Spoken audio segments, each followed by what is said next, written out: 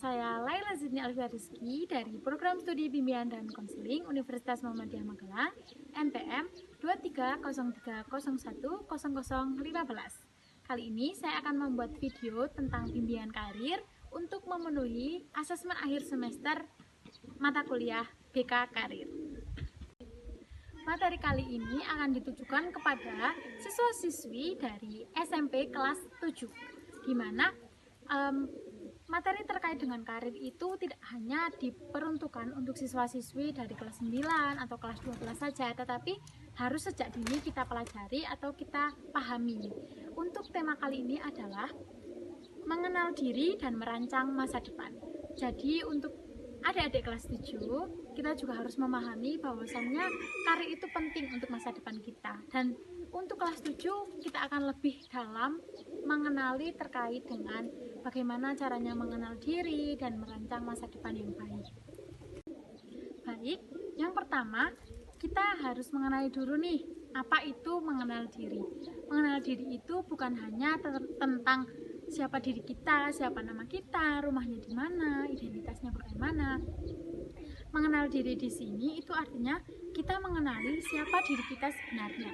Bukan cuma nama lengkap atau alamat rumah, tapi hal-hal yang dalam seperti apa yang kita sukai, apa yang menjadi kelebihan kita, apa yang menjadi kekurangan kita, apa sih yang membuat kita merasa bahagia atau semangat, dan apa yang tidak kita sukai. Contohnya, kalian mungkin suka banget menggambar, atau jago main bola, atau senang menolong teman. Nah, itu bagian dari mengenal diri. Makin kita kenal diri sendiri, makin gampang buat kita membuat pilihan hidup yang sesuai dan tahu apa yang harus dikembangkan.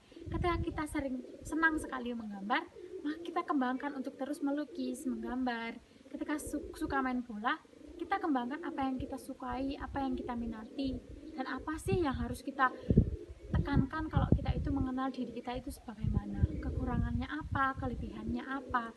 Misalkan, aku suka banget nih gambar, tapi aku juga memiliki kekurangan di matematika.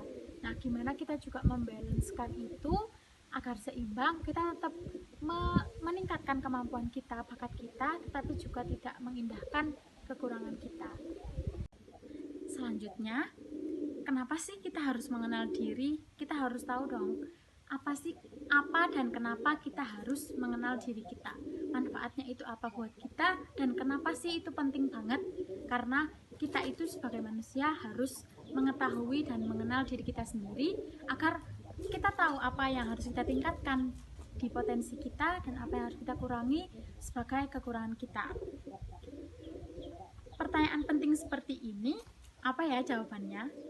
Karena dengan kita mengenal diri kita jadi tahu. Misalkan, kamu tahu nih kamu gak suka keramaian, jadi mungkin kamu lebih nyaman bekerja di tempat yang tenang, menyelesaikan tugas di tempat yang tenang. Atau kalau kamu suka berbicara, bisa jadi kamu cocok jadi guru, penyiar, atau public speaker. Nah, misalkan kamu gak suka nih kalau harus bekerja sama, kalau kamu lebih suka ngerjain sendiri, itu kan bisa menjadi salah satu alasan kamu memilih karir atau memilih cita-cita di masa depan. Mungkin kalau aku gak suka keramaian dan aku juga gak jago-jago banget public speaking, kan gak mungkin juga kamu memiliki cita-cita jadi public speaker, jadi penyiar.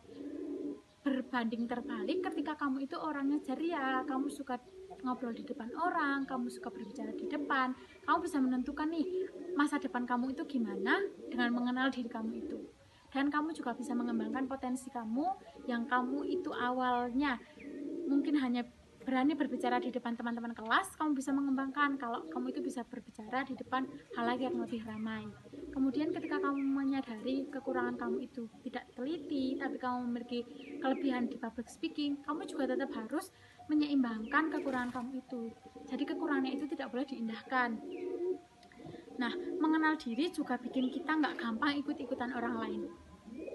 Misalnya, ketika kita suka berbicara di depan orang lain, kita juga pengen nih cita-citanya jadi public speaker atau penyiar. Ketika teman kamu pengen, ayo kita jadi desainer gitu. Ketika kita tahu diri kita seperti apa, kita nggak akan gampang untuk ikut-ikut orang lain, apalagi teman-teman masih kelas 7. Sering kan kita lihat sukses teman kita itu sukses di satu hal, terus kita ikut-ikutan, padahal belum tentu cocok sama diri kita. Kalau kita kenal diri sendiri, kita bisa bilang, aku punya hidup sendiri, aku punya jalan hidupku sendiri. Selain itu, mengenal diri juga bantu kita buat ngadepin tekanan. Kita jadi tahu, oke, aku lemah di sini, tapi aku bisa belajar. Aku punya kelebihan di sini, aku bisa bantuin orang lain. Dan dengan kelebihan itu, kita jadi nggak mudah putus asa. Baik, selanjutnya yaitu komponen mengenal diri. Jadi di mengenal diri itu kita juga ada beberapa komponen. Yang pertama, minat. Minat itu apa yang kamu suka. Misalnya kamu suka memasak, menggambar, atau menulis, ataupun berkebun. Coba ingat-ingat hal yang bikin kamu lupa waktu saking asyiknya. Itulah minat. Misalkan nih, kamu suka banget masak, sampai misalkan kamu masak dari jam 8 pagi sampai jam 12 itu kamu nggak kerasa waktunya. Itu yang dinamakan dengan minat. Jadi apa yang kamu suka, dan ketika kamu mengerjakannya, kamu sampai lupa waktu karena terlalu asik. Kemudian komponen yang kedua adalah bakat. Bakat adalah kemampuan alami yang kita miliki. Mungkin kamu cepat nangkap pelajaran matematika atau punya suara merdu, tapi ingat, bakat akan sia-sia apabila tidak diasah. Jadi misalkan nih, kadang ada nih teman kamu yang suaranya bagus, ada juga yang suaranya biasa aja, ada juga yang suaranya cempreng. Terus teman kamu yang suaranya bagus ini sering nyanyi nih, jadi kayak, wah bagus banget suara kamu. Nah, tapi ketika bakat ini tidak diasah, ketika dia juga tidak les vokal atau meningkatkan bakatnya ini, maka bakat itu juga lama-lama akan sia-sia. Kemudian yang ketiga adalah nilai hidup. Nilai hidup itu prinsip yang kamu pegang. Misalnya, kamu sangat menghargai kejujuran atau kamu nggak suka menyakiti orang lain. Nilai hidup ini akan memandu cara kamu untuk mengambil keputusan. Jadi nilai hidup adalah nilai-nilai yang biasanya ditanamkan dari orang tua kamu ke diri kamu. Yang mana untuk masing-masing individu itu pasti nilai hidupnya akan berbeda. Ya mungkin akan terjadi kesamaan, tetapi beberapa akan berbeda. Misalkan ketika kita memiliki nilai hidup kejujuran, maka kita akan tumbuh menjadi pribadi yang jujur, dan itu akan mempengaruhi karir kita. Kemudian yang keempat, kepribadian, yang mana setiap orang itu mempunyai tipe kepribadian yang berbeda-beda. Ada yang ekstrovert, yang suka ngobrol, ceria, ngobrol di depan orang lain, tapi juga ada yang introvert, yang dia itu lebih suka sendiri, tidak mau untuk berinteraksi dengan orang lain. Dengan tahu kepribadianmu, kamu bisa memilih lingkungan dan aktivitas mana yang akan kamu pilih sebagai masa depan kamu nanti. Dan itu juga akan mempengaruhi minat, bakat, maupun karir kamu ke depan. Sebelumnya kita telah membahas tentang mengenal diri. Selanjutnya kita akan membahas terkait dengan merancang masa depan. Apa itu merancang masa depan? Merancang masa depan itu bukan tentang meramal atau menebak-nebak masa depan kita itu seperti apa, tapi membuat rencana hidup dengan tujuan yang jelas dan realistis. Bayangin kamu naik kendaraan, kalau nggak tahu mau kemana, ya kamu bisa nyasar. Tapi kalau kamu punya tujuan, kamu bisa pilih mana yang paling pas. Jadi merancang masa depan itu dimana kita bisa merancang, kita menentukan, kita membuat rencana yang jelas dan realistis. Kalau kita bisa menentukan itu, kita juga nggak akan kemana-mana, kita akan sesuai dengan apa yang sudah kita rancang. Emang kenapa sih kita harus merancang masa depan, Kak? Wah, pertanyaan yang bagus. Ada beberapa alasan kenapa kita harus merancang masa depan. Yang pertama, alasannya itu kita jadi tahu arah hidup. Ketika kita merencanakan masa depan, ibaratnya kita naik kendaraan, kita tahu tujuannya mau kemana. Itu kita nggak akan nyasar. Tapi kalau kita nggak tahu tujuannya mau kemana, arah hidupnya mau dibawa kemana, kita juga nggak tahu dong kita harus mengembangkan potensi apa dan mengembangkan bakat minat yang apa. Kemudian yang kedua, kita jadi nggak gampang nyerah. Kalau kita punya tujuan, kita jadi semangat belajar dan nggak gampang nyerah pastinya. Karena kita tahu nih tujuannya apa. Jadi kita harus mendapatkan tujuan itu dan kita jadi orang yang nggak gampang nyerah. Kemudian bisa mengatur waktu dan tenaga. Ketika kita merencanakan masa depan dengan baik, kita akan dapat memanajemen waktu dan memanajemen diri dengan baik. Kita juga bisa fokus ke hal-hal yang bisa mendukung cita-cita kita. Ketika kita nggak punya tujuan nih, misalkan aku nggak tahu cita-citanya jadi apa, kita nggak bisa merancang nih, kita juga nggak bisa memanajemen waktunya. Tapi kalau misalkan saya cita-citanya mau jadi guru, mulai dari sekarang pasti kita bisa nih mempersiapkan, oh gimana sih guru mengajar di kelas, besok aku harus gimana, metode belajarnya harus gimana.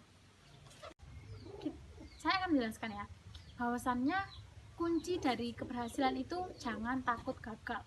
Kita lebih baik mencoba lalu gagal, kita dapat mencoba lagi daripada kita tidak mencoba sama sekali. Teman-teman, salah satu kunci utamanya ada beberapa hal. Kadang kita ngerasa minder, aku siapa sih, emang aku bisa kayak dia, takut dibilang aneh sama teman-teman. Tapi semua orang besar berawal dari mimpi. Semua tokoh besar berawal dari dia bermimpi. Misalnya tokoh seperti B.J. Habibie atau atlet seperti Gracia Poli, mereka juga dulu anak SMP biasa kayak kalian ini. Mereka juga punya mimpi. Ketika B.J. Habibie bisa membuat pesawat, kenapa kita nggak bisa? Kenapa kita cuma sekedar bermimpi aja takut? Jangan pernah takut gagal. Mimpi itu nggak harus besar-besar dulu. Yang penting kita berani untuk memulai dan percaya bahwa kita bisa berkembang. Dan kalau gagal bukan akhir dari dunia. Justru dari kegagalan itu kita bisa belajar lagi dan memperbaiki agar tidak terjadi kegagalan yang kedua. Jangan tunda-tunda lagi. Ayo mulai dari hari ini kita catat apa yang kita sukai, apa yang menjadi minat kita, apa yang menjadi bakat kita yang harus kita tumbuhkan dan kembangkan. Kita juga bisa diskusikan dengan orang tua, dengan guru, terkait apa yang bisa kita jadikan sebagai cita-cita kita dan bagaimana caranya untuk merancang masa depan mulai dari kelas 7 SMP. Kemudian cari tahu apa langkah kecil yang bisa kamu ambil dengan rancangan dari cita-cita kamu. Misalkan kamu pengen menjadi penyiar, mulai dari sekarang apa sih langkah-langkah kecil yang bisa mengantarkan aku jadi penyiar yang baik? Mungkin kamu bisa berlatih public speaking, kamu bisa mengikuti lomba-lomba seperti pidato, membaca puisi, dan menjadi pemimpin organisasi. Kemudian misalnya kamu pengen jadi penulis, mulailah menulis di buku harian atau blog. Kalau kamu pengen jadi dokter, bisa belajar sains, biologi dengan lebih giat lagi. Nah, langkah kecil itu kayak benih yang ditanam. Hari ini kecil, tapi besok bisa jadi besar. Teman-teman, dari tadi kita telah belajar banyak tentang mengenal diri dan juga merancang masa depan. Semoga apa yang telah saya sampaikan dapat bermanfaat bagi teman-teman semuanya dan teman-teman bisa mulai untuk menulis dari sekarang. Yuk semangat dan nggak usah buru-buru, tapi kita bisa mulai dari langkah kecil. Saya Laila Zina Alverski, pamit undur diri.